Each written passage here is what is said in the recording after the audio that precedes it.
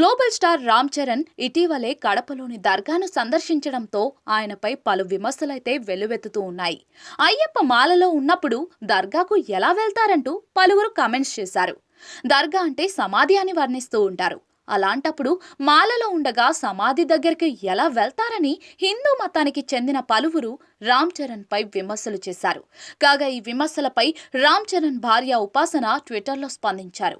దేవుడిపై విశ్వాసం అనేది అందరినీ ఏకం చేస్తుంది, అంతే తప్ప భారతీయులుగా విడిపోయేలా చేయదు. మన బలం ఐక్యమత్యంగా ఉండటం, తమ మతాన్ని అనుసరిస్తూనే ఇతర మతాలను గౌరవించడం, సనాతన ధర్మంను పాటించడం అవుతుందని ఉపాసన కొనిదల ట్వీట్ చేసింది. అంతేకాదు ఆ ట్వీట్ కు వన్ నేషన్ వన్ స్పిరిట్ జై హింద్ హ్యాష్ ట్యాగ్ ను షేర్ చేసింది. ప్రస్తుతం ఈ పోస్ట్ సోషల్ మీడియాను ఊపేస్తూ ఉంది. రీసెంట్ గా రామ్ చరణ్, బుచ్చిబాబులు సనాతో కలిసి కడపలోని పెద్ద దర్గాను సందర్శించారు. ఇక దర్గా విశిష్టత గురించి అడిగి తెలుసుకున్నారు.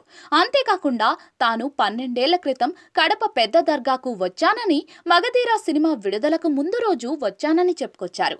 ఆ సినిమా ఎంతటి విజయం సాధించిందో చెప్పనక్కర్లేదు. ప్రస్తుతం రామ్ చరణ్ నటించిన గేమ్ చేంజర్ రిలీజ్ కు సిద్ధంగా ఉంది. దీనితో పాటుగా బుచ్చిబాబు దర్శకత్వంలో RC16 సినిమా చేస్తూ ఉన్నారు.